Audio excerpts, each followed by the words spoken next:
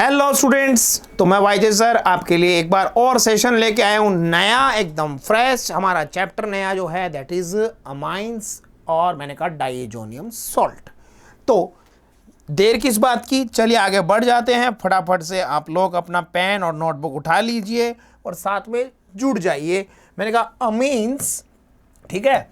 सबसे पहले अमीन्स का इंट्रोडक्शन देख लेते हैं, भाई है क्या चीज़, ये क्या पढ़ना है इस चैप्टर में, ठीक है। इस चैप्टर में ज़्यादा रिएक्शंस नहीं मिलेगी, अमीन्स की कुछ लिमिटेड रिएक्शंस हैं, ठीक है। और डाइजोनियम सॉल्ट जो है, एरोमेटिक डाइजोनियम सॉल्ट, उनका सिंथेसिस या सिंथेटिक इंपॉर्टेंस है, इसलिए चैप्टर में डिस्कस करेंगे, ठीक है। तो मैंने कहा अमीन्स में इंट्रोडक्शन, भैया देखो सबसे पहली बात तो आपके पास में अगर है अमोनिया, अमोनिया में से आप एक H हटा देते हो और उसकी जगह एक एल्काइल ग्रुप ऐड कर देते हो, तो मैंने कहा भाई कंपाउंड बनता है RnH2, ठीक है। एक और हटा दोगे अगर, तो मैंने कहा एक और एल्काइल ग्रुप ऐड कर दोगे, देन मैंने कहा बनेगा ग्रुप क्या, कंपाउंड बनेगा R2NH। और मैंने कहा एक बार और यही प्रयास अगर आप कर देते हो तो मैंने कहा भाई ये आपका बन गया फाइनल प्रोडक्ट। ये एक रिएक्शन भी है, ध्यान देना, इसी में चैप्टर में रिएक्शन भी आएगी। तो ये जो चीज़ बनी है मेरे बच्चों, मैंने कहा ये है प्राइमरी अमीन। प्राइमरी अमीन, और प्राइमरी अमीन में फंक्शनल ग्रुप होता है NH2। फिर सुन लीजिए, प्राइमरी अमीन में फंक्शनल ग्रुप क्या है बेटे, NH2 फंक्शनल ग्रुप है, ओके। देन मैंने कहा आपने एक और यहाँ से H निकाल दिया, तो जो नया कंपाउंड बना है मैंने कहा उसमें बोला जाएगा इसको सेकेंडरी अमीन, सेकेंडरी अमीन। और मैंने कहा भाई इसमें जो फंक्शनल ग्रुप होगा वो है NH, और लास्ट हो जाएगी जिसमें 3 एल्काइल ग्रुप जुड़े हुए हैं, that is called tertiary amine, tertiary amine. और फंक्शनल ग्रुप जो है वो हो जाएगा N, ओके, N। चलिए, तो प्राइमरी, सेकेंडरी, टर्शियरी 3 तरीके की अमीन्स होती हैं, ठीक है। ये इसका इंट्रोडक्शन हो गया। फिर मैंने कहा भाई इनमें ये अमोनिया के एल्काइल डेरिवेटिव हैं, ये कह सकते हैं हम, these are the alkyl derivatives of ammonia. इनका जर्नल फॉर्मूला क्या होता है बच्चों, इनका जर्नल फॉर्मूला आता है CnH2n+3 और मैंने कहा N, ये जर्नल फॉर्मूला है। And primary, secondary, tertiary amines are functional group isomers, ये भी ध्यान देने की बात है। मैंने कहा ये तीनों जो हैं कौन से आइसोमर है, these are functional group isomers of each, ठीक है। तो चलिए आगे बढ़ते हैं, ये तो हो गया इंट्रोडक्शन। उसके बाद में मैंने कहा नेमिंग की बात थोड़ी सी अगर हम कर लें, कॉमन नेमिंग। चलो पहले कॉमन नेमिंग डिस्कस कर देता हूं मैं। कॉमन नेमिंग, तो जैसा कि अभी हमने देखा कॉमन नेमिंग में इन्हें अमोनिया का एल्काइल डेरिवेटिव माना गया है। तो मैंने कहा भाई सबसे पहले आपने लिखा देखो RnH2, कोई इश्यू नहीं है, यहाँ पे आप बोल देंगे एल्काइल अमीन, एल्काइल अमीन। लेकिन मैंने कहा जैसे ही आप सेकेंडरी अमीन में जाते हैं तो 2 एल्काइल ग्रुप हो जाते हैं। अब सेकेंडरी अमीन जो है वो मैंने कहा भाई आपकी जो है क्या बोलते हैं उसको, सिंपल भी हो सकती है, ईथर के जैसे दोनों ग्रुप सेम भी हो सकते हैं, या फिर मिक्स हो सकती है। अब मिक्स हो जाए तो लफड़ा है, मिक्स भी हो सकती है। तो मैंने कहा सिंपल है या मिक्स है उसके हिसाब से नाम होगा। तो सिंपल जो है मैंने कहा यार उसका नाम मान लो हमने लिखा डाई एल्काइल, क्योंकि 2 एल्काइल ग्रुप है तो क्या हो जाएगा डाई एल्काइल अमीन। लेकिन मैंने कहा अगर मिक्स है तो फिर जैसे ईथर में लिखा गया था मिक्स के लिए हम क्या कह देंगे कि यहां पे हो जाएगा आपका एल्काइल, अल्फाबेट के हिसाब से alkyl, alkyl and then amine, okay, alkyl, alkyl amine. चलिए अब मैंने कहा भाई टर्शियरी अमीन में भी सेम ऐसा ही केस हो जाएगा। टर्शियरी अमीन में तीनों ग्रुप सेम हो सकते हैं, डिफरेंट हो सकते हैं, सिंपल हो सकता है, मिक्स हो सकता है।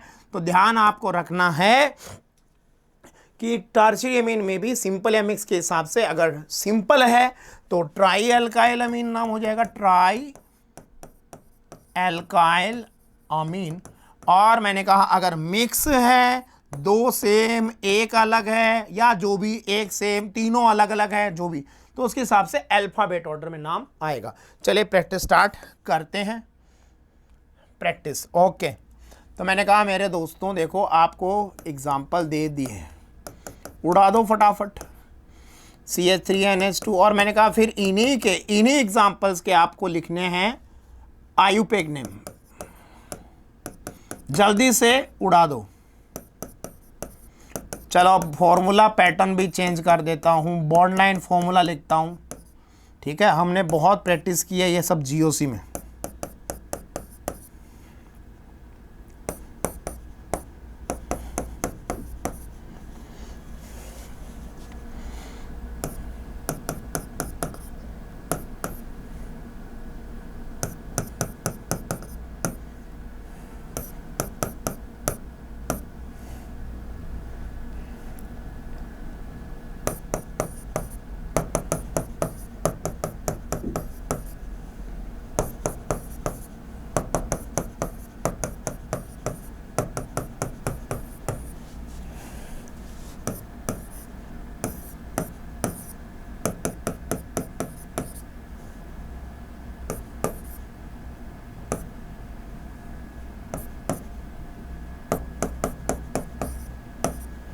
चलिए तो देर किस बात की, नाम स्टार्ट करते हैं लिखना। Common naming, first compound,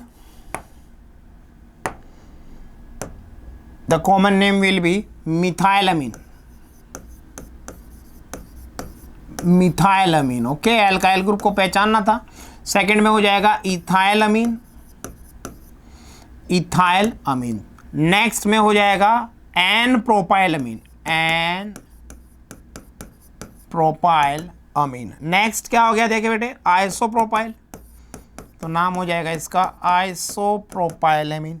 next क्या हो गया बेटा, देखिए ये टर्शियरी ग्रुप है 3 डिग्री, नाम हो जाएगा इसका टर्शियरी ब्यूटाइल अमीन, टर्शियरी ब्यूटाइल। नेक्स्ट मैंने कहा आप देखिए दोनों अलग अलग है, एक इथाइल एक मिथाइल, अल्फाबेट के अकॉर्डिंग नाम होगा, बोलो क्या, इथाइल मिथाइल अमीन। और मैंने कहा भाई नेक्स्ट का नाम हो जाएगा डाई मिथाइल अमीन, डाई मिथाइल अमीन। नेक्स्ट हो जाएगा, मैंने कहा तीनों सेम है, टर्शियरी अमीन है, तो क्या नाम लिखोगे भाई, मैंने कहा ट्राई मिथाइल, ट्राई मिथाइल अमीन। नेक्स्ट हो जाएगा विनाइल ग्रुप है, आपको दिख रहा होगा अच्छे से, तो नाम हो जाएगा कॉमन नेम इसका विनाइल अमीन। नेक्स्ट एलाइल ग्रुप है बच्चों, दिख रहा होगा, तो नाम हो जाएगा एलाइल अमीन। नेक्स्ट मैंने कहा यार इसका कॉमन नेम है एनिलीन, और यही नाम, ये थोड़ा अलग नाम है, यही नाम IUPAC में भी एक्सेप्टेड है। नेक्स्ट हो जाएगा साइक्लोहेक्साइल अमीन। चलिए अब बारी आती है इनके आयुपेक नेम लिखने की। तो देखो मैं फिर बता दूं आयुपेक नेमिंग में क्या होगा। आयुपेक नेमिंग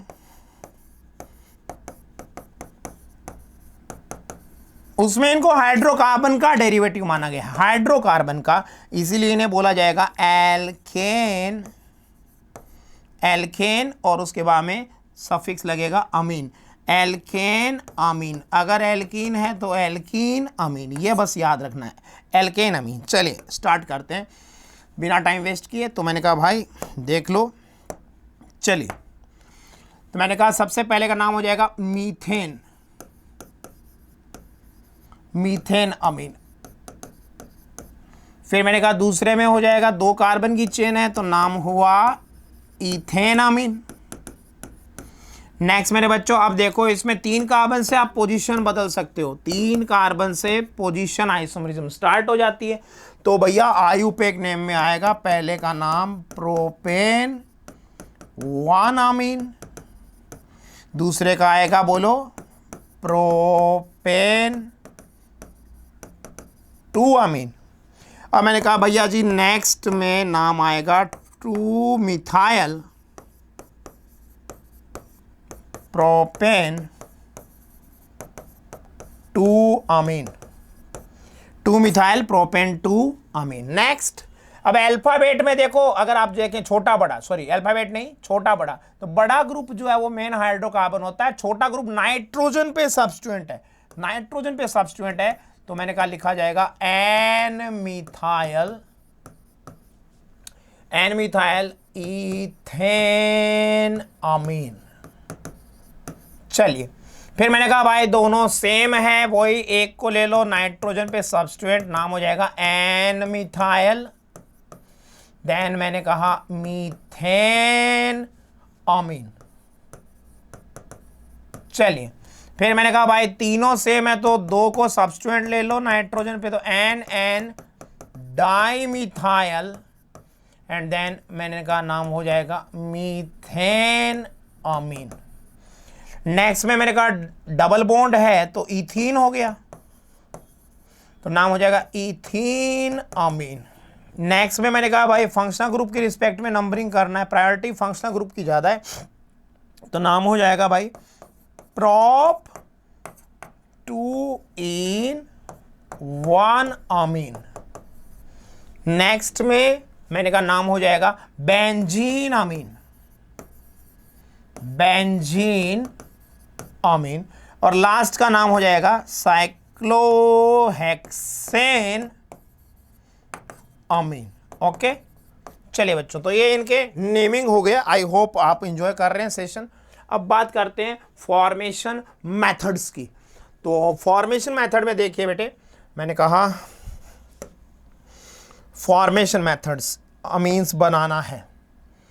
ओके तो फॉर्मेशन मेथड में अगर सबसे पहला फॉर्मेशन मेथड देखा जाए तो नाइट्रो ग्रुप, देखिए आपके पास में कोई भी नाइट्रो ग्रुप वाला कंपाउंड है, उड़ा दो इसको, नाइट्रो ग्रुप वाले कंपाउंड का आप रिडक्शन करा दो, ठीक है। जैसे मैंने कहा भाई आपने लिख दिया स्क्रैप आयरन प्लस HCl, या फिर आपके सामने लिखा हुआ है SN प्लस HCl, ठीक है। तो नाइट्रो ग्रुप का रिडक्शन हो जाएगा और बन जाएगी प्राइमरी अमीन। डन।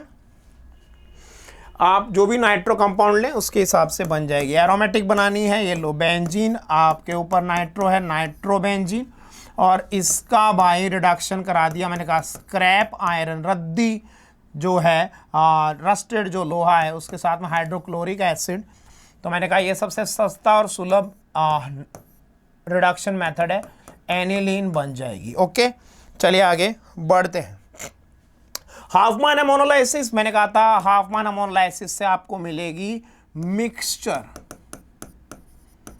आपको मिलेगा mixture of primary, secondary and tertiary amines.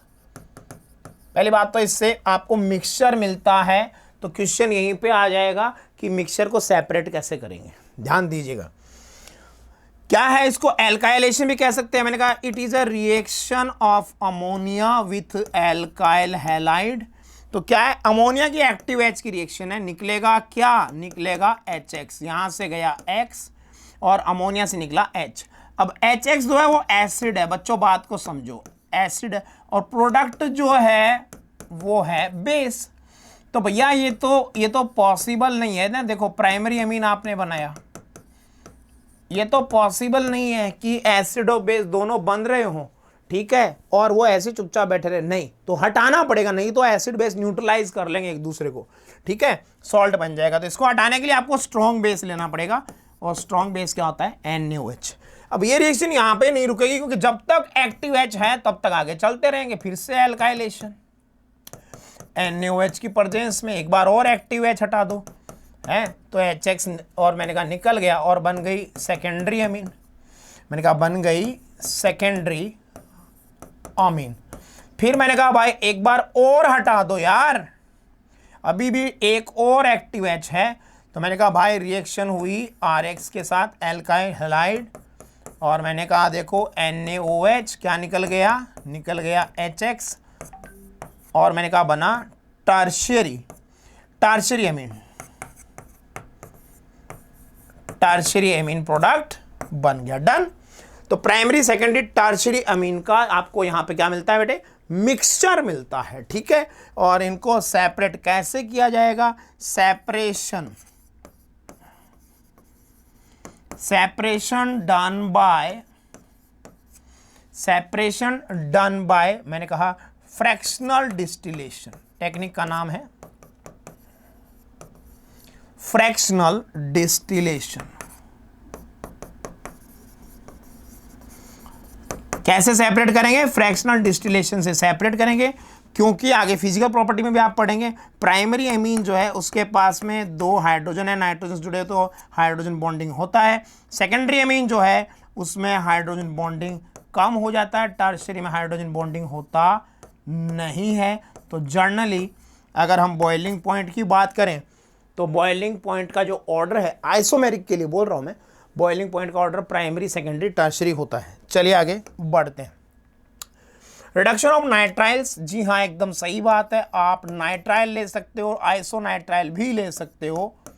आपने नाइट्राइल का रिडक्शन कराया, ये लीजिए, कोई रिड्यूसिंग एजेंट लिखा है LiAlH4 ही लिख दिया मान लो, तो मैंने कहा मेरे बच्चों, मेरे कबूतरों, बन जाएगा RCH2NH2।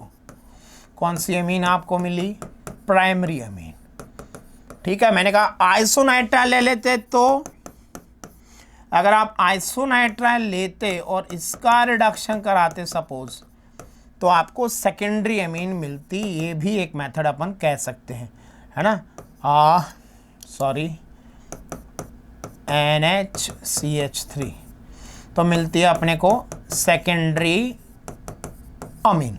चलिए आगे बढ़ते हैं। रिडक्शन ऑफ अमाइड्स, भैया जी बहुत प्यारी बात कही आपने, अमाइड ले लो, ये लो RCONH2। और भैया जी अमाइड का रिडक्शन भी मैंने कहा लिथियम एल्यूमिनियम हाइड्राइड, या आपको मैंने स्पेशली बताया था कार्बोक्सिलिक एसिड के टाइम पे, फॉर्मेशन मेथड अल्कोहल के टाइम पे, कि भैया और सारे CO ग्रुप का रिडक्शन LiAlH4 करता है अल्कोहल में, लेकिन अमाइड का रिडक्शन वो करता है प्राइमरी अमीन में, क्योंकि एक NH2 जो है वो स्ट्रॉन्ग कॉन्जुगेट बेस है अमोनिया का, इसीलिए इजीली निकलता नहीं है, तो प्राइमरी अमीन आपका प्रोडक्ट बनता है। ओके, चलिए आगे बढ़ते हैं। नेक्स्ट है गैब्रियल थैलेमाइड सिंथेसिस। देखिए मोस्टली सब प्राइमरी अमीन बनाने के मेथड चल रहे हैं। गैब्रियल थैलेमाइड सिंथेसिस में क्या है भाई, देखो सबसे पहली बात तो आपके पास में थैलिक एसिड है, ये देखो पूरा प्रोसेस में अगर समझाऊं आपको 0 पॉइंट से लेकर, तो मैंने कहा यार थैलिक एसिड है, थैलिक एसिड की आप रिएक्शन करा दो अमोनिया के साथ, तो भाई यहाँ से मैंने कहा OH और यहाँ से H-2H2O, तो ये थैलिक एसिड का इमाइड बन जाएगा। ठीक है, ये कंपाउंड आपको मिलेगा। फिर मैंने कहा यार ये इस कंपाउंड का नाम है थैलिमाइड। अब थैलिमाइड जो है इसमें एक्टिव H है, ध्यान दीजिएगा, इसके पास एक्टिव H है, और जिसके पास भी एक्टिव H होता है ना वो एक्टिव H वाली रिएक्शन दे सकता है। तो साला पहले इसका सॉल्ट बना दो। ठीक है, पहले तो इसका क्या बना दो, सॉल्ट बना दो, H2 निकाल के इसका बना दिया मैंने सॉल्ट। ये देखिए ये बन गया मेरे मित्रों इसका सॉल्ट बन गया। अब इसका एल्काइलेशन करा दो, एल्काइल हैलाइड, हमेशा एल्काइलेशन एल्काइल हैलाइड से ही होता है। देख लीजिए आपने कराया एल्काइलेशन,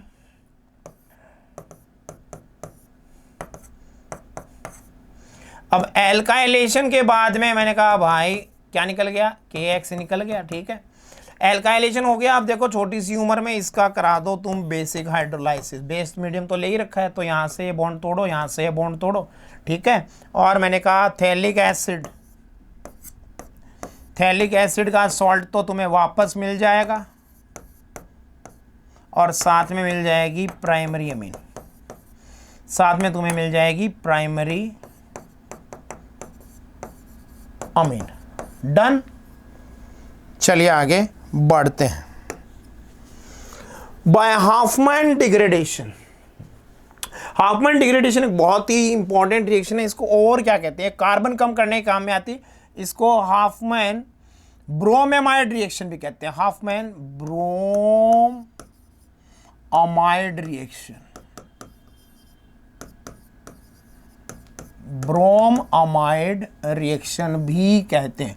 तो ब्रोमामाइड रिएक्शन से बहुत बड़ा हिंट है, ब्रोमीन की रिएक्शन कराओ अमाइड के साथ। देखो याद कैसे रखते हैं, ब्रोमीन की रिएक्शन कराते हैं अमाइड के साथ, और मैंने कहा भाई कार्बन कम हो जाता है, कार्बन कम हो जाता है, प्राइमरी अमीन बनती है,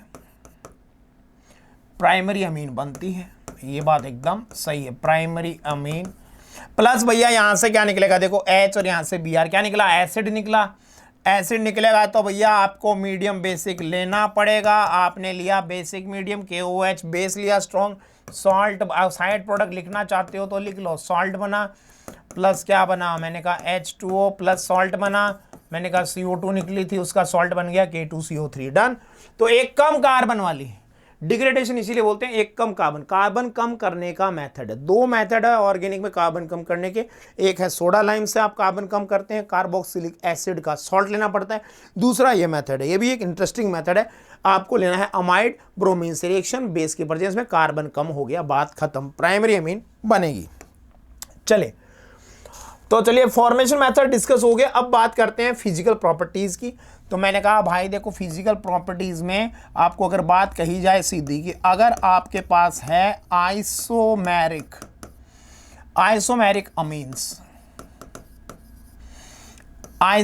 अमीन्स है, तो मैंने कहा भाई इनके BP, MP और डेंसिटी का जो ऑर्डर होगा वो मैंने कहा किधर रहेगा, प्राइमरी अमीन का सबसे ज़्यादा, फिर सेकेंडरी अमीन, और टर्शियरी अमीन जो है उसका होगा सबसे कम। और इसका रीज़न है हाइड्रोजन बॉन्डिंग, आपको दिख भी रहा होगा। हालांकि हाइड्रोजन बॉन्डिंग वीक होता है, नाइट्रोजन से यहाँ प्राइमरी में 2 हाइड्रोजन है, सेकेंडरी में 1 है, लेकिन यहाँ पे हाइड्रोजन नहीं है, तो टर्शियरी अमीन जो है वो हाइड्रोजन बॉन्डिंग नहीं करेगी। Hydrogen bonding is weak. अगर हम हाइड्रोजन बॉन्डिंग की स्ट्रेंथ की बात करें, हाइड्रोजन बॉन्डिंग स्ट्रेंथ की हम बात करें, तो मैंने कहा बेटा हाइड्रोजन बॉन्डिंग की जो स्ट्रेंथ है वो सबसे स्ट्रॉन्ग फ्लोरीन, फिर उसके बाद में ऑक्सीजन, फिर उसके बाद में नाइट्रोजन। तो अमीन्स जो हैं एक्चुअली में lower amines are gases, lower amines are gases, ठीक है। तो इनका वोलेटाइल होती है, गैसेस होती है। और मैंने कहा भाई अगर बात करूं मैं एक स्पेशल थोड़ी सी और इनके स्मेल की, ऑडियोर की, तो इनमें मछली के जैसी स्मेल आती है, फिश लाइक स्मेल इनमें आती है, ठीक है, पंजेंट स्मेल आती है, fish like pungent smell. Colour generally इनका कलरलेस होना चाहिए, कलर मैंने कहा कलरलेस होती है, लेकिन ये बात भी ध्यान में देना है कि देखो भाई ये ऑक्सीडाइज हो जाती है, ऑक्सीडाइज होके ये पैराबेंजोक्विनोन बना देती है एयर में। अगर खुला छोड़ दिया जाए एनिलीन को, ये क्वेश्चन एनिलीन के लिए है, ध्यान दीजिए, एनिलीन को अगर खुला छोड़ दिया जाए तो ये पैराबेंजोक्विनोन बना देती है, उसी तरीके से जैसे कि बनता है फिनोल के केस में। और मैंने कहा फिर उसके बाद में ये कलर शो करती है, तो मैंने कहा प्राइमरी सेकेंडरी टर्शियरी अमीन को सेपरेट करने का जो मेथड है वो कौन सा मेथड आपको बताया, वो मेथड था फ्रैक्शनल डिस्टिलेशन।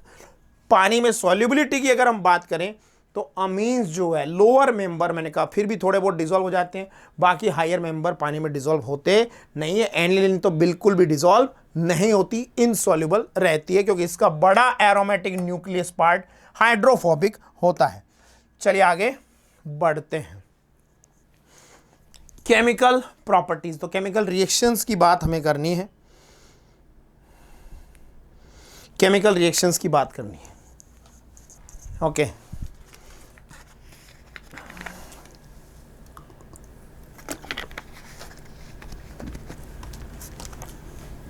अब देखो बेटा केमिकल रिएक्शंस में सबसे पहले मैं बात करूंगा इनकी बेसिक स्ट्रेंथ की। बेसिक स्ट्रेंथ मैंने आपको कहा भी है बहुत बार, बात करूं मैं सीधी ना घुमा फिरा के। देखो जब किसी बेस की आप बात करते हैं तो बेस का जो बेसिक स्ट्रेंथ है वो डिपेंड करता है, मैंने कहा एक तो है केबी पे प्रैक्टिकली, और दूसरा बात करते हैं अपन पीकेबी के बारे में। समझिए, जैसे कि मैंने कहा केबी क्या है, बेस डिसोसिएशन कांस्टेंट। किसी बेस के लिए लिखा जाए तो हम क्या लिखते हैं, हम लिखते हैं Kb equals to OH minus ion concentration multiply by B plus यानी cation concentration and divided by the concentration of base. और मेरे बच्चों इसका अगर आप माइनस लॉग ले लेते हैं, माइनस लॉग के बी, समझ लीजिए माइनस लॉग के बी, तो उसी को हम कहते हैं P K B equals to P K B, minus log के B equals to P K B. तो अगर आप के बी को बढ़ा रहे हो, स्ट्रॉन्ग बेस है, स्ट्रॉन्ग बेस के लिए के बी ज़्यादा होना चाहिए और पी के बी कम होना चाहिए। For strong base K b should be high and p K b should be low. ठीक है, तो मैंने कहा भाई पी के बी कम होगा तो बेस स्ट्रॉन्ग होगा, बेस विल बी स्ट्रॉन्ग।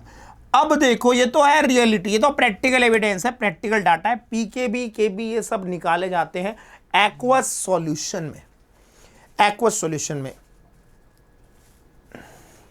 और मैंने कहा अब आपको अगर थ्योरेटिकली समझाया जाए तो मैंने कहा 3 वो फैक्टर है जिनसे आप बातें निकाल सकते हो कि कैसे आप एक्सप्लेन करोगे बेसिक स्ट्रेंथ को। तो मैंने कहा नंबर वन है इलेक्ट्रॉन डोनेटिंग ग्रुप जो कनेक्टेड है, जिनको हम कह रहे हैं प्लस आई इफेक्ट वाले group, plus I effect of, ये फैक्टर्स मैं बता रहा हूं, plus I effect of alkyl group, R group. तो देखो ये प्योर फॉर्म में, ध्यान दीजिए PYQ है, बहुत सारे क्वेश्चंस की लैंग्वेज समझने की कोशिश कीजिएगा।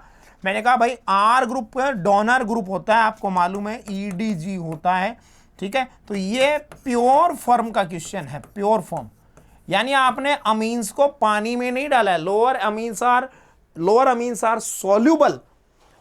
सोल्यूबल इन वाटर, तो आपने लोअर अमीन्स की बात कर रहे हैं सिर्फ, ठीक है। लेकिन यहाँ पे प्योर फॉर्म की बात कर रहा हूं मैं, प्योर फॉर्म यानी कि गैसियस फॉर्म की मैं बात कर रहा हूं।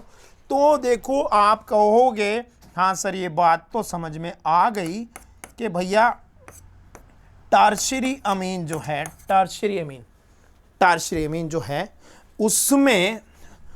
उसमें मैंने कहा बेटे देखो लॉन पेयर सबसे ज्यादा लूज मिलेगा। क्यों मिलेगा? क्योंकि तीन आपके पास में क्या है, EDG है, 3 EDG है, इसीलिए टर्शियरी अमीन तुम्हें तो मैंने कहा सबसे लूज होगा, देन उससे कम हो जाएगा EDG इफेक्ट किसमें, सेकेंडरी अमीन में, क्योंकि इसमें 2 एल्काइल ग्रुप है। आप बात समझिए, टर्शियरी है, फिर मैंने कहा सेकेंडरी लिया, और मैंने कहा मेरे मित्रों सखा बंधुओं और कम, जी हाँ रुचि सर हाँ आता हूं, फिर मैंने कहा इससे कम हो जाएगा प्राइमरी में, ठीक है, खबर पड़े। तो भाई प्राइमरी अमीन में एक ही एल्काइल ग्रुप है, समझ लो EDG कम हो गया। तो अगर मैं सिर्फ इंडक्टिव इफेक्ट, लैंग्वेज सुनिए, इंडक्टिव इफेक्ट की बेसिस पे, और you can say pure form में पूछा जाए, और you can say vapour form में पूछा जाए मेरे मित्रों सखा बंधुओं, तो अमीन्स का बेसिक नेचर का ऑर्डर हो जाता है, मैंने कहा टर्शियरी, फिर उससे कम सेकेंडरी, फिर उससे कम प्राइमरी। ये आपको याद रखना है, लैंग्वेज में फंसाता है ये चैप्टर। किसमें फंसाता है? लैंग्वेज में फंसाता है, ठीक है। चलिए अब मैंने कहा यार कुछ चेंज करें, कुछ अगर चेंज करें, बोल दिया कि भाई अगर पानी में डाल दे तो क्या फर्क पड़ेगा। तो पानी का थोड़ा केस अलग है, पानी में प्रोटोनेशन होगा, पानी वाला केस देखते हैं, ठीक है।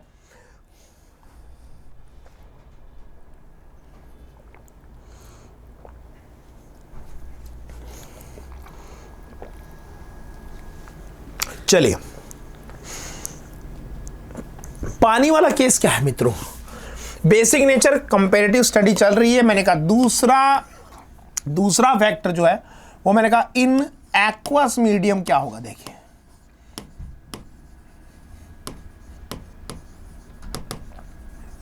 Aqueous medium. अब एक्वस मीडियम में दो फैक्टर काम करेंगे। पहला फैक्टर जो है वो मैंने कहा हाइड्रेशन, पहला फैक्टर है हाइड्रेशन। हाइड्रेशन कह दूं यानी कि मैं बात कर लूं और अच्छे से, पानी में कितना ज्यादा डिसॉल्व हो सकते हैं, यानी मैं यहां बात कर रहा हूं एच बॉन्डिंग की, आप समझ लीजिए। देखो मेरे भाई, अमोनिया को देखो एक बार प्यार से, अमोनिया को तुमने डाला पानी में, तो अमोनिया ने क्या बनाया बेटे, अमोनिया ने बनाया ammonium ion plus OH minus ion, ammonium hydroxide बना। अब समझो तुम कि ये जो अमोनियम आयन है, ये जो मेरे बेटे अमोनियम आयन है, ठीक है, इसको स्फेरिकल फील्ड में आप देखो, और इसके पास में चार्ज कैसा है, प्लस। तो इसके पास कौन आएंगे बेटे, इसका हाइड्रेशन होगा, पानी है ना, पानी रे पानी तेरी क्या कहानी है, पानी आएगा पास में, तो उसके कौन से पोल इनके पास में आ रहे हैं वो समझिए, क्योंकि पॉजिटिव चार्ज है तो पानी का ऑक्सीजन पोल मेरे मित्रों इनके पास आएगा। देखो इस तरीके से ऑक्सीजन पोल आएगा दोस्त, और मैंने कहा हाइड्रोजन बॉन्डिंग हो रही है। ये क्या हो रही है, हाइड्रोजन बॉन्डिंग हो रही है। जितना ज्यादा अमोनियम आयन के पास हाइड्रोजन होंगे उतना स्ट्रॉन्ग H बॉन्डिंग होगा। अब देखो आप, अमोनिया का जो अमोनियम आयन बना उसके पास में कितने हाइड्रोजन थे, 4, तो H बॉन्डिंग कितनी हुई, 4 जगह हुई। अब आप समझ गए होंगे कि मैं इशारा क्या करना चाहता हूं। मैं आपको इशारा यह करना चाहता हूं मित्रों कि देखो भाई, ये प्राइमरी अमीन का है अमोनियम आयन, ये सेकेंडरी अमीन का है, और ये है बेटे टर्शियरी अमीन का। ओके, तो क्लैरिटी क्या है कि भैया प्राइमरी अमीन वाले के पास में तो H सबसे ज्यादा है, तो इसका हाइड्रेशन सबसे ज्यादा होना चाहिए। तो हाइड्रेशन का ऑर्डर, हाइड्रेशन का ऑर्डर यानी उल्टा हो गया। पानी में तो साला कौन सबसे स्ट्रॉन्ग बनती जा रही है, प्राइमरी अमीन, तो टर्शियरी प्योर फॉर्म में सबसे स्ट्रॉन्ग थी, प्राइमरी अमीन पानी में सबसे स्ट्रॉन्ग बन रही है। ये चमत्कार हो रहा है, ठीक है। फिर देखिए एक और फैक्टर है, ये हो गया अपना पानी वाला ना, पानी में ही फिर एक और फैक्टर क्या है कि भाई लॉन पेयर और स्टेरिक फैक्टर, एक हाँ स्टेरिक फैक्टर। अब स्टेरिक फैक्टर भी तो लफड़ा है। देखिए टर्शियरी अमीन एक बार फिर हार जाएगा, पानी में कैसे हार जाएगा, देखो टर्शियरी अमीन में 3 एल्काइल ग्रुप हैं और इनकी साइज मैटर करती है, साइज मैटर, स्टेरिक फैक्टर तो यही है। सेकेंडरी अमीन में 2 ही एल्काइल ग्रुप हैं, तो थोड़ा स्टेरिक फैक्टर कम हो गया एल्काइल ग्रुप का। प्राइमरी अमीन में एक ही है, एक ही एल्काइल ग्रुप है, तो स्टेरिक फैक्टर और कम हो गया। अब आ कौन रहा है भाई, ये चीज देखिए आपने, इलेक्ट्रॉन चाहिए किसको भैया, इलेक्ट्रॉन चाहिए H+ को, पानी में तो यही है। तो यहां तो भाई ये इजीली पहुंच जाएगा, समझ रहे हो, प्रोसेस में इजीली पहुंच जाएगा। यहां थोड़ी डिफिकल्टी होगी, यहां एक ही साइड में डिफिकल्टी थी, यहां स्टेरिक फैक्टर बढ़ गया, 2 एल्काइल ग्रुप है तो डिफिकल्टी हो जाएगी बेटा, है ना, थोड़ा और डिफिकल्टी होनी चाहिए। और यहां डिफिकल्टी और बढ़ गई, तो हो सकता है कह रहा है कि पहुंच ही ना पाए, नहीं पहुंच पाए। तो यहां ऑर्डर क्या हो गया, स्टेरिक फैक्टर के अकॉर्डिंग, स्टेरिक फैक्टर के अकॉर्डिंग मैंने कहा प्राइमरी, सेकेंडरी, टर्शियरी, टर्शियरी सबसे वीक और प्राइमरी सबसे स्ट्रॉन्ग। तो मैंने कहा भाई टर्शियरी अमीन जो है वो पानी में हार गया मैच, उसके अगेंस्ट 2 फैक्टर चले गए, उसके अगेंस्ट 2 फैक्टर चले गए। अब बेटे आपको इसमें ज्यादा दिमाग खपाना नहीं है, मैंने फिर कहा एक्चुअल जो प्रैक्टिकल डाटा है वो पीकेबी है, प्रैक्टिकल एविडेंस क्या है, पीकेबी, ठीक है, वो मैंने अभी थ्योरेटिकल फैक्टर समझाए, प्रैक्टिकल डाटा है pKb.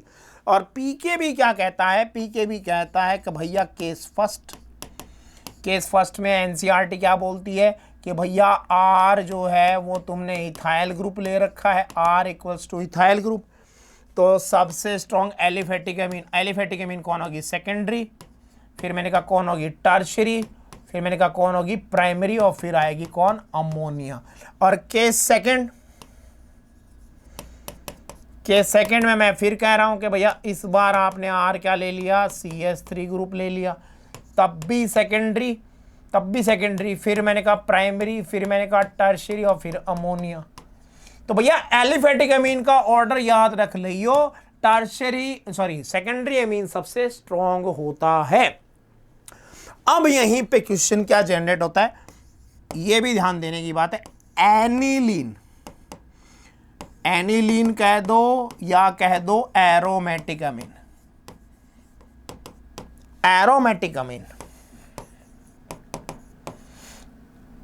Are weak, is weak base compare to, किसके कंपेयर में भाई? कंपेयर टू एलिफेटिक अमीन्स के कंपेयर में। और इसका रीजन क्या है?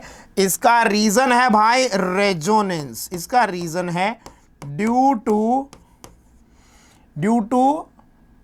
Unavailability of lone pair to Lewis acid. Lone pair available होता ही नहीं है, विच रीजन क्या है? रेजोनेंस की वजह से। विच पार्टिसिपेट्स इन रेजोनेंस में चला गया भैया, in resonance with benzene ring. वो बेंजीन रिंग के साथ में लगा है मस्ती में, तो उसको होश ही नहीं है कि कर क्या रहा है। देखो बेंजीन रिंग के साथ चला गया मस्ती में, ठीक है। अब भैया लेविस एसिड को मिलेगा कैसे? देखो pi bond alternate lone pair change to pi bond change to lone pair, और मैंने कहा देखो भाई ये हो जाएगा NH2 पे पॉजिटिव, ऑर्थो पोजीशन पे, ये रेजोनेंस काम आना ही आगे भी। फिर मैंने कहा lone pair change to pi bond change to lone pair, और कहाँ आ जाएगा भैया लॉन पेयर? रेजोनेंस का इफेक्ट कहाँ होता है हमेशा? रेजोनेंस का इफेक्ट होता है हमेशा ऑर्थो एंड पैरा पोजीशन पे। तो इस तरीके से आप 5 रेजोनेटिंग स्ट्रक्चर लिखते हैं। लास्ट में फिर मैंने कहा ये वापस ऑर्थो पे और घर चला जाएगा। अभी अपना मेन मकसद क्या है? नाइट्रोजन में प्लस है, तो जब जब भिखारी इसके दरवाजे पे आता है, आप समझ लिए, जब लेविस एसिड इसके पास आता है, लॉन पेयर इसके पास मिलता नहीं है। Hence we can say that aromatic amine is a weak base. अभी देखो बेचारा ये तो बदनाम हो गया है, मुन्नी बदनाम हुई। अब देखो इसके बाद में एक बेचारा और है, ये तो इंटरनेशनल बदनाम है, अभी देख लीजिए ध्यान से, इसका नाम है पायरोल। अब ये इंटरनेशनल बदनाम कैसे हुआ? देखो, क्योंकि इसका लॉन पेयर तो हकल रूल वाले 6 पाई एरोमेटिक सिस्टम का हिस्सा है, 2, 2, 4 और 2, 6। इसका तो जो लॉन पेयर है, it is the part, the lone pair is a part of aromatic sextate,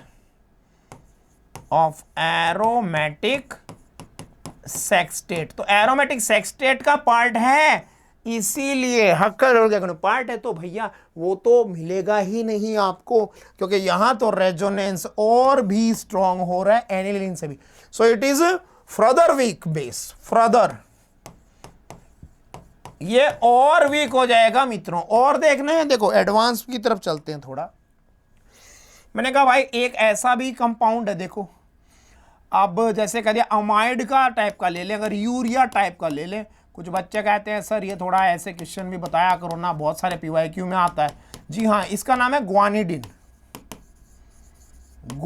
बहुत से लोग डिस्कस करते हैं। देखो इसमें क्या लफड़ा है, क्या लसण है। देखो भैया जी इसमें भी रेजोनेंस है, देखो lone pair change to pi bond and pi bond change to lone pair. ठीक है, तो अब इसका लफड़ा क्या है, यूरिया के जैसी स्ट्रक्चर है, लेकिन लफड़ा इसका ये है, देखो यहां पे मैंने कहा डबल बॉन्ड, सी जगह ऊपर नहीं है तो नीचे कर देते हैं, लो भाई सॉरी NH, और मैंने कहा भाई इस पे एक लॉन पेयर था, एक और आ गया NH2। ठीक है, अब देखो इस पे प्लस और इस पे क्या आ गया माइनस, तो भैया ये तो स्ट्रॉन्ग बेस हो गया। ये वाला जो नाइट्रोजन है, ठीक है आप समझिए, NH ग्रुप वाला जो नाइट्रोजन है उसके ऊपर पहले से लॉन पेयर था और दोनों साइड से NH2 ग्रुप उसको रेजोनेंस करके लॉन पेयर देंगे तो उसके ऊपर नेगेटिव चार्ज आ गया। आपको मालूम होना चाहिए एनायन जो है, anion is better donor compare two molecule होता है, तो ये स्ट्रॉन्ग बेस हो गया, लेकिन ये वीक हो गया, ये वीक है और ये भी क्या है, वीक है। तो ऐसे क्वेश्चंस भी हैं, PYQs है, एडवांस में भी है, ध्यान दीजिए। चलिए तो बेसिक नेचर की कोई रिएक्शन नहीं थी, बेसिक नेचर का सिर्फ ऑर्डर था। मैंने कहा याद रखिए एलिफेटिक अमीन स्ट्रॉन्ग होती है, एरोमेटिक अमीन वीक होती है, और एलिफेटिक अमीन में सेकेंडरी अमीन सबसे स्ट्रॉन्ग है। ठीक है, और मैंने कहा फिर एनिलीन वीक, और सबसे वीक की जब बारी आती है तो मैंने कहा आपको पायरोल मोस्टली खड़ा मिलेगा। अब है aromatic ESR reactions, aromatic ESR reactions, तो चलिए इनको भी देखते हैं।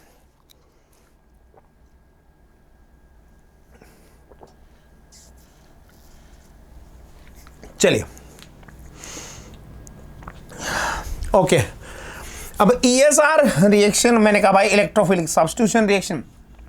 बात करूं मैं सीधी ना घुमा फिरा के, किसकी रिएक्शन देख रहे हो भाई, रिएक्शन देखने वाले हैं हम एनिलीन की, याद ही रखना, रिएक्शन देखने वाले हम एनिलीन की। तो क्वेश्चन भी मैं आपको इससे रिलेटेड बताऊंगा। एनिलीन में नाइट्रोजन पे लॉन पेयर है, एनिलीन में नाइट्रोजन पे लॉन पेयर है और नाइट्रोजन लॉन पेयर देता है रेजोनेंस में, हमने अभी अभी देखा। तो बात नंबर 1 के भैया NH2 ग्रुप, NH2 ग्रुप क्या है, NH2 ग्रुप है EDG, एक इलेक्ट्रॉन डोनेटिंग ग्रुप है। इलेक्ट्रॉन डोनेटिंग ग्रुप है तो आपको मालूम है EDG जितने भी होते हैं, पहली बात तो एक्टिवेटिंग होते हैं, एक्टिवेटिंग ग्रुप होते हैं, यानी ESR में जो रिंग है, एरोमेटिक न्यूक्लियस है, उसको एक्टिवेट कर देते हैं। और दूसरी बात, एंड जितने भी एक्टिवेटिंग ग्रुप हैं भाई वो ऑर्थो पैरा डायरेक्टिव होते हैं, OP डायरेक्टिव। अब तो आप इसके फेमिलियर हो जाने चाहिए, 2 चैप्टर आप पहले ही पढ़ चुके हैं, 3 चैप्टर आप पहले ही डिस्कशन में कर चुके हैं, 2 नहीं 3 कर चुके हैं, GOC में भी पढ़ लिया इसको। ऑर्थो पैरा डायरेक्टिव होते हैं, तो भैया मैंने क्या कहा कि ऑर्थो एंड पैरा पे अटैक होना चाहिए। बात समझ लीजिए, अगर इलेक्ट्रोफाइल आता है तो मैं आपको ये समझाने की कोशिश कर रहा हूं कि भैया अगर मैं जैसे इसका करा दूं हेलोजिनेशन, चलो हेलोजिनेशन नहीं, सिंपल ऐसे इलेक्ट्रोफाइल लिख दिया इमेजिनेशन में, तो इलेक्ट्रोफाइल जुड़ेगा ऑर्थो पे, इलेक्ट्रोफाइल जुड़ेगा ऑर्थो पे, और इलेक्ट्रोफाइल जुड़ेगा पैरा पे, इसको बोलते हैं ऑर्थो पैरा डायरेक्टिव। डन। चलिए अब मैंने कहा यार अगर कंपैरेटिव रिएक्टिविटी का क्वेश्चन देखा जाए, ध्यान से देखियो जो मैं लाइन लिख रहा हूं, कंपैरेटिव रिएक्टिविटी का ऑर्डर अगर लिखा जाए तो मैं आपके सामने कुछ कंपाउंड लिख रहा हूं, उड़ा दो फटाफट। देखो और ध्यान से सुनिएगा, लैंग्वेज पे गौर कीजिएगा। बेंजीन लिखा, नाइट्रोबेंजीन लिखा, फिनॉल लिखा, फिनॉल हम पढ़ चुके हैं, एनिसोल हम पढ़ चुके हैं, एनिसोल हम पढ़ चुके हैं, टॉल्विन हम पढ़ चुके हैं, एनिलीन हम पढ़ रहे हैं। इनका मैं नंबरिंग दे देता हूं, आप फटाफट से इनका ऑर्डर अरेंज कर लें। ठीक है, अभी तो सिंपल पूछा है, ESR रिएक्टिविटी ऑर्डर बताना आपको, ESR रिएक्टिविटी ऑर्डर बताना है। और बार बार आपसे कहा गया है कि भैया ESR में रिएक्टिविटी का जो ऑर्डर है वो डायरेक्टली प्रोपोर्शनल होता है EDG और इनवर्सली प्रोपोर्शनल होता है EWG के। ओके, चलिए तो फटाफट से लिखिए ऑर्डर।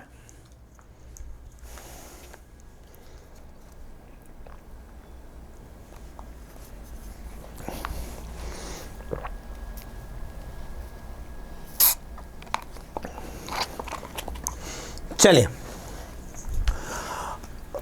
क्या इसका ऑर्डर आना चाहिए?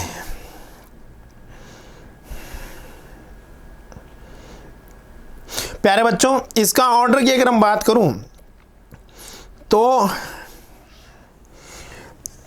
इसके ऑर्डर की अगर मैं बात करूं तो देखिए आप यहां पे मैंने कहा भाई ये तो है EWG, ये हो गया EDG OH ग्रुप, OCH3 भी क्या हो गया EDG, बाकी सब में EDG है। देखो अब अगर EDG की बात हम कर रहे हैं तो आप देखिएगा कि स्ट्रॉन्ग EDG कौन है, सबसे स्ट्रॉन्ग भैया जी। इलेक्ट्रोनेगेटिविटी के अकॉर्डिंग अगर आपको बताया जाए हु इज बेटर डोनर, तो मैंने कहा nitrogen will be better donor than oxygen, nitrogen will be better donor than oxygen. क्यों है ऐसा? Because it's electronegativity better donor, because its electronegativity is low।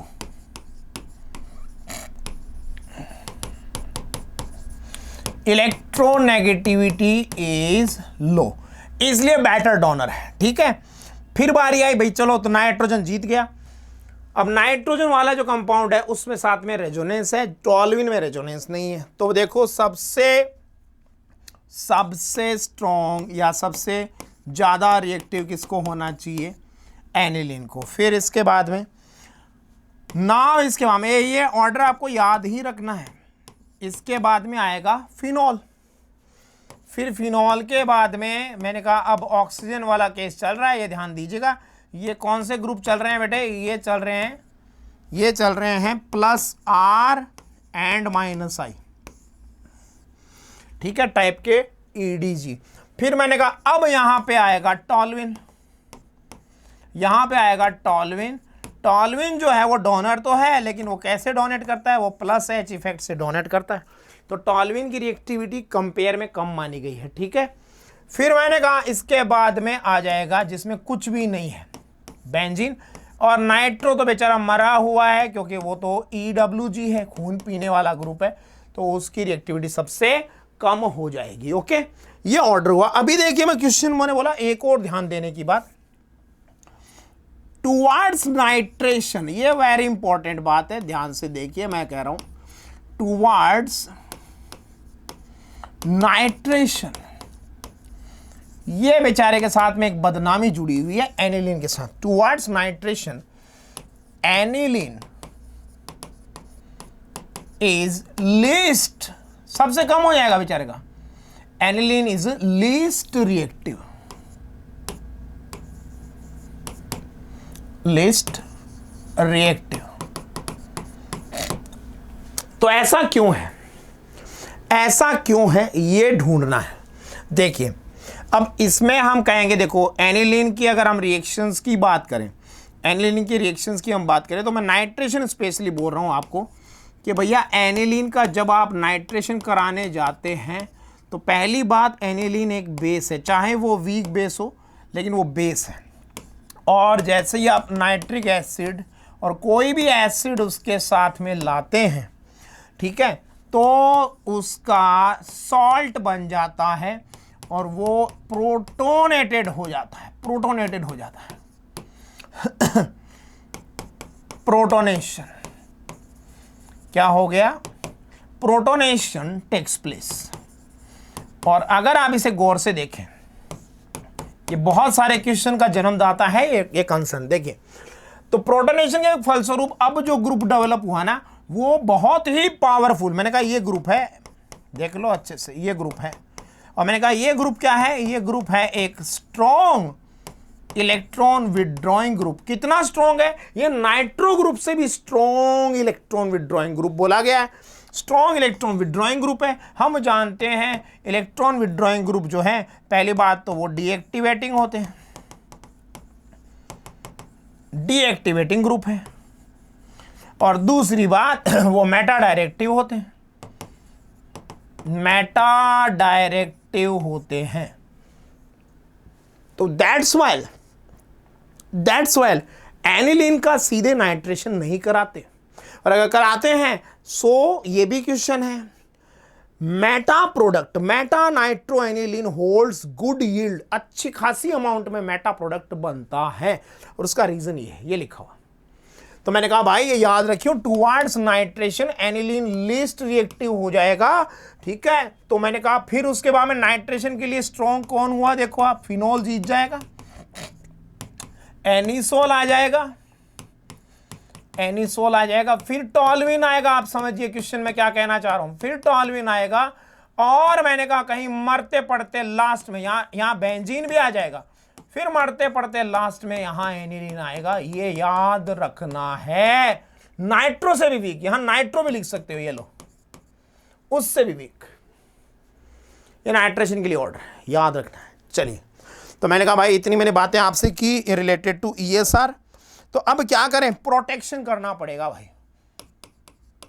Nitration कराना है तो पहले प्रोटेक्शन बाय एसिटाइलेशन, एसिटाइलेशन करा के एनिलीन में NH2 ग्रुप का क्या करते हैं, प्रोटेक्शन कर देते हैं।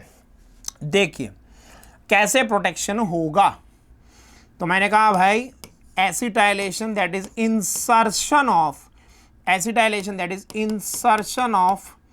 एसिटाइल ग्रुप, एक्टिव H की रिएक्शन है, acetylation takes place with acetyl chloride और एसिटिक एनहाइड्राइड, एनहाइड्राइड भी ले सकते थे, एनहाइड्राइड भी ले सकते थे, लेकिन मैंने कहा मित्रों सबसे फास्ट एसिटाइलेशन एसिटाइल क्लोराइड के साथ होता है। तो मैंने कहा भाई यहां से गया H, यहां से गया Cl, या फिर यहां से गया एसिटेट एंड H, अब जो निकल गया उनको छोड़ो। ये मैंने कहा नाइट्रोजन पे एसिटाइल ग्रुप आ गया। अब इसका क्या फायदा हुआ, देखो इसको कॉमन नेम है इसका एसिटेनिलाइड, एसिटेनिलाइड बना। वैसे अब आप इसका फायदा देखो, आयुपेक नेम बोलना है, चलो आयुपेक नेम और बताता हूं। आयुपेक नेम है इसका एन फिनाइल अमाइड है, देखो ये N phenyl ethanamide, N phenyl ethanamide. देखो तो भैया पहले रेजोनेंस एक साइड तो हो ही रहा था, पहले रेजोनेंस एक साइड तो हो ही रहा था बेंजीन रिंग के साथ, अब वो ही रेजोनेंस दूसरी साइड भी होने लग गया। एक तो एनिलीन वैसे ही वीक बेस था, अब वो दूसरी साइड में रेजोनेंस और करने लग गया तो और वीक हो जाएगा, यानी अब उसको नाइट्रेशन से खतरा नहीं है। हालांकि अभी भी वो ऑर्थोपैरा डायरेक्टिव ग्रुप है। अब आप नाइट्रेशन करा दो, now you can take nitration, nitration आप करा दो, छोटी सी उम्र में क्या फर्क पड़ रहा है, अब तो हो जाएगा। अच्छा एक चीज और, क्योंकि बड़ा ग्रुप है, भारी भरकम ग्रुप है, तो मेजर प्रोडक्ट मैं पैरा पे ले जाऊंगा, पैरा पे, और उसके बाद में स्टेरिक फैक्टर है इसलिए इसके बाद में मैं करा देता हूं इसका हाइड्रोलाइसिस, हाइड्रोलाइसिस करा दो। So para product will be, para nitro aniline will be the major product, ये आपका प्रोडक्ट बनेगा। ओके चलिए, तो मैंने कहा ये आपका प्रोडक्ट बनेगा। चलिए अब इसके बाद में ESR रिएक्शंस की एक सीक्वेंस लगा देते हैं फटाफट। ESR रिएक्शन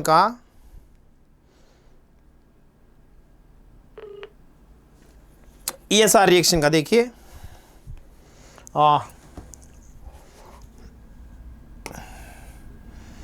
आइसोसाइनाइड टेस्ट नहीं भाई, ESR रिएक्शन, ESR रिएक्शन का एक सीरीज लगा देते हैं, उसके बाद में ये लेक्चर खत्म करते हैं, फिर अपन नेक्स्ट फिर मिलेंगे। सेकंड लेक्चर इसका आगे मैं और लेके आऊंगा आपके लिए। हाँ जी, तो मैंने कहा फटाफट से ESR रिएक्शन का एक सेट लगा देता हूं। देखिए, अरे यार फिर नाइट्रेशन, हाँ ये देखिए, जल्दी से कंप्लीट कर दो मित्रों सखा बंधुओं, क्या बनाया देखिए फटाफटी। तो मैंने कहा यहां पे आज का ये करते हैं समापन मेरे हिसाब से। अजय सर हो गया अपने को टाइम ना, चलिए। तो सबसे पहले मैंने कहा मेरे मित्रों, छोटे छोटे कबूतरों और कबूतरियों, ब्रोमीन CCl4, तुम भी क्या याद करोगे, जल्दी जल्दी उड़ाओ। Bromine in water aqueous medium, bromine water. फिर मैंने कहा चलिए फिर इसमें फ्रीडल क्राफ्ट रिएक्शन बड़ी इंटरेस्टिंग लगेगी, CH3Cl AlCl3, ठीक है, बड़ी इंटरेस्टिंग लगेगी। देखते हैं आप क्या आंसर देते हो। एनहाइड्रस और नाइट्रेशन का तो मैंने बता ही दिया, ठीक है। मेन यही रिएक्शन है। सल्फोनेशन आप चाहो सल्फोनेशन कराओगे, फिर वही पहले एसिटाइलेशन, फिर सल्फोनेशन, फिर उसके बाद में फॉलोड बाय हाइड्रोलाइसिस। जल्दी से कर देते हैं खत्म। तो ब्रोमीन CCl4 से मैंने कहा दोस्तों मित्रों सखा बंधुओं, ऑर्थो एंड पैरा पोजीशन पे ब्रोमीन जुड़ जाएगी और आपका प्रोडक्ट बन जाएगा, क्योंकि माइल्ड कंडीशन थी। Ortho bromo para bromo aniline. Bromine aqueous ये है एग्रेसिव कंडीशन, मैंने फिनॉल में भी आपको पढ़ाया है। तो इस तरीके से भाई मैंने कहा 2,4,6 ट्राई ब्रोमो एनिलिन बन जाना चाहिए। फ्रीडल क्राफ्ट एल्काइलेशन होता ही नहीं है। क्या रीजन है, रीजन और सुन लो मेरे मित्रों सखा बंधुओं। एनिलीन बेस है और Friedel craft catalyst, Friedel craft reagent Lewis acid है। तो कोऑर्डिनेट बॉन्ड बन के कॉम्प्लेक्स बन जाएगा। याद रखिएगा, NCERT बेस्ड क्वेश्चन, कॉम्प्लेक्स बन जाता है। एनिलीन फ्रीडल क्राफ्ट रिएक्शन देती नहीं है, बात खत्म। एसिटाइलेशन कराया, एसिटेनिलाइड बना मित्रों। फिर उसके बाद में सल्फोनेशन पैरा पोजीशन पे होगा, मेनली पैरा पोजीशन पे होगा। और उसके बाद में मैंने कहा भाई उड़ा दो इसको, इसका हाइड्रोलाइसिस करा दो, तो प्रोडक्ट मिलेगा आपको। ओ हो, ये तो पाप हो गया यार, this is crime, important topic. अगर तुम्हारे पास छोटी सी उम्र में दोनों चीजें आ जाए, एक साइड में बेस और दूसरी साइड में एसिड, भैया जी ये तो क्राइम हो गया। इसको अब कहीं जाने की जरूरत ही नहीं है, सब कुछ तो इसी के पास है। तो इंटरनल सॉल्ट बन जाएगा मित्रों। याद आया कुछ? चैप्टर का नाम biomolecules. Alpha amino acids present as zwitter ion. तो वैसा ही मित्रों सखा बंधुओं ये ज्वीटर आयन बन जाएगा, इंटरनल सॉल्ट बन जाएगा और इसका नाम था सल्फानिलिक एसिड, सल्फानिलिक एसिड। ठीक है जी। तो मैंने कहा आज के लिए ESR को हमने विदाई दे दी है। Thanks for joining the and next lecture में फिर मिलते हैं। ओके।